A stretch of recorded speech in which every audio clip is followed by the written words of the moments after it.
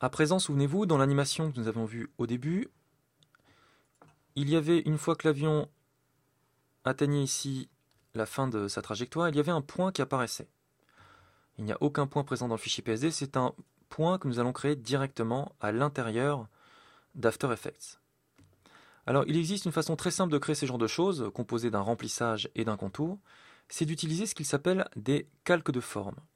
Un calque de forme, c'est exactement la même chose qu'une forme vectorielle dans Illustrator. Vous avez donc un contour et un remplissage. Donc pour créer un calque de forme, c'est exactement le même principe que pour créer un masque. C'est pour ça que depuis le début, j'insiste à chaque fois pour vous dire que pour créer un masque, il faut toujours sélectionner le calque de destination.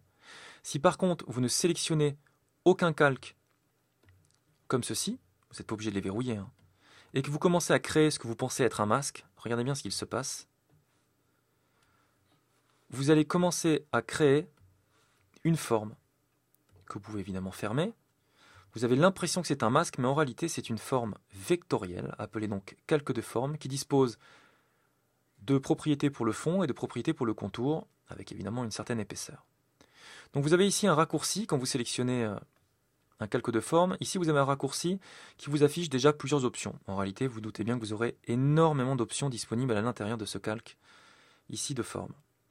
Il faut bien comprendre que quand vous créez un calque de forme, c'est exactement comme vous créez un masque, c'est-à-dire que vous pouvez évidemment créer plusieurs masques sur un même calque. Ici, c'est la même chose. J'ai créé un premier ici, une première forme. Je sélectionne ensuite ici, par exemple, une étoile. Vous voyez, comme ceci. Et je suis toujours sur le même calque. Je vais créer maintenant, par exemple, une ellipse. Voilà. Donc vous avez à l'intérieur de votre calque de forme plusieurs formes. Dans la partie contenu, vous avez l'ellipse, la polyétoile, ce qui s'appelle la forme, quand il n'y a pas réellement de forme propre, puisque celle-là, je l'ai tracée avec l'outil plume. Vous avez les différentes formes ici qui s'accumulent. Alors moi, je vais rester sur forme 1, par exemple. Ici, vous pouvez signifier quand vous cliquez sur fond, en haut, et que vous avez bien sélectionné votre forme, vous avez possibilité de ne mettre absolument aucun contenu dans le remplissage, ou alors un aplat de couleur, ou alors un dégradé linéaire, ou alors un dégradé radial. Vrai que les couleurs sont évidemment customisables. Moi, je vais rester sur un aplat de couleurs, comme ceci. Vous avez exactement la même chose disponible pour le contour. Alors, je vous rappelle, il ne faut pas cliquer sur la couleur, mais bien sur le nom. Contour, vous avez rien, aplat, dégradé ou radial. Je vais rester également sur un remplissage de type vraiment classique. Hop, comme ceci. Par contre, vous pouvez modifier la couleur en temps réel, vous voyez ce que ça donne. Idem pour le contour. Comme ceci. Vous pouvez varier à tout moment, comme ceci, l'épaisseur du contour. Voilà. Donc ensuite, si on va voir de manière plus détaillée, donc je vais supprimer ellipse et polyétoile. Vous voyez ici que vous avez bien des informations de tracé. C'est exactement la même chose que les informations présentes dans tracé de masque sur un masque. C'est là que sont stockées les informations par rapport aux points, c'est-à-dire leur nombre, leur position dans l'espace, la valeur des tangentes, etc., etc. Dans Contour, ensuite, alors il y a énormément d'options. Vous avez possibilité de retrouver les options que vous aviez vues ici, dans Contour.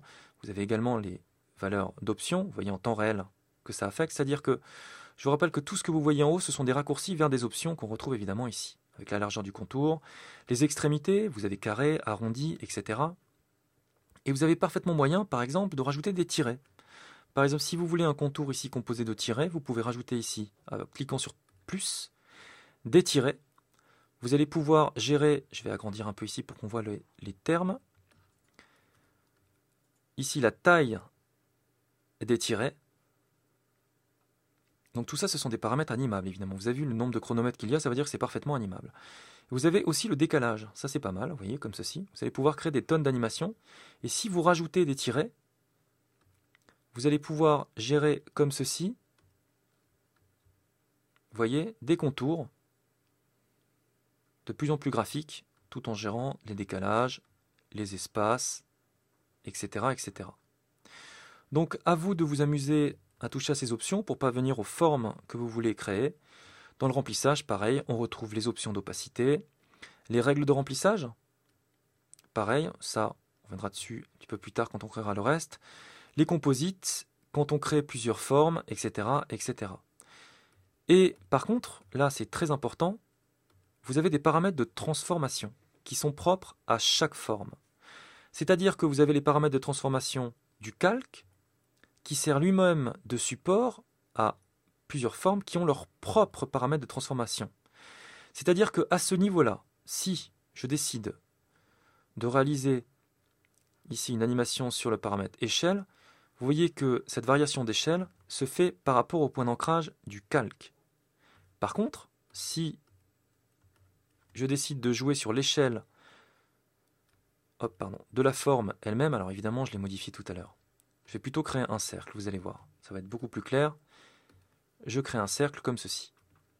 Donc là j'ai bien mon ellipse. Ici je vous rappelle que le paramètre transformation du calque est géré par ici le point d'ancrage du calque.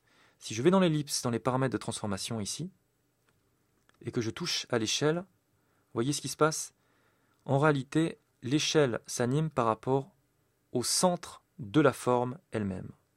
Donc c'est très pratique si vous voulez créer plusieurs animations avec des valeurs entre guillemets de points d'ancrage différentes, customisées, personnalisées par rapport à chaque forme présente sur un seul calque, comme celui-ci. Donc dans mon cas, je vais rester sur un cercle comme celui-là.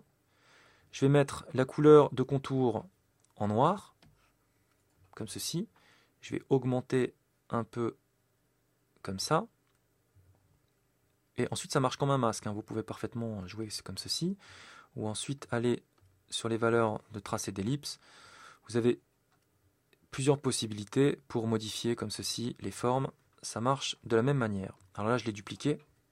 Je vais revenir sur l'ellipse 1. Je vais la positionner ici et je vais la réduire en allant dans les paramètres de transformation ici. Donc là, vous voyez, je touche uniquement pas aux paramètres de transformation du calque, mais bien de l'ellipse. Je suis bien dans l'ellipse elle-même. Je vais zoomer un peu. Et là, on va créer l'animation d'apparition de cette ellipse ici. Donc pour ça, ça va être le paramètre échelle. Une première clé, je pense, à 0. Hop, comme ça, on ne verra rien. Quand je désélectionne, vous voyez qu'à 0% d'échelle, on ne voit rien du tout. Je vais aller un petit peu plus loin. Là, je vais augmenter l'échelle. Je vais aller volontairement un petit peu trop haut. Je vais aller, je pense, à 3-4 images plus loin. Et je vais redescendre à une valeur qui m'intéresse un peu plus. Pourquoi créer 3 clés pour ce type d'animation? Je vais les lisser. C'est pour créer une sorte de rebond. Vous voyez, comme ceci. C'est trop gros et hop, ça se remet. Ça donne toujours un petit peu plus de caractère aux animations, de mettre des petits retards comme ça, et ensuite ça se repositionne. On va positionner ça maintenant dans le temps au bon endroit, à peu près ici. On prend les clés,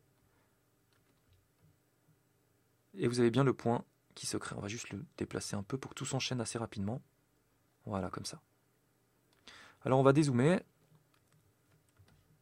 On va rester à 50% pour voir uniquement la partie basse. On va lancer une animation. On va se mettre au début pour la timeline, comme ceci. Et on lance la prévisualisation en appuyant sur le 0 du pad. Donc voilà où on en est. On a ici créé une forme vectorielle grâce au calque de forme dans After Effects. La prochaine étape, ça va être d'animer maintenant l'apparition de la flèche comme on l'a vu dans la vidéo qu'on a vue au tout début de l'exercice.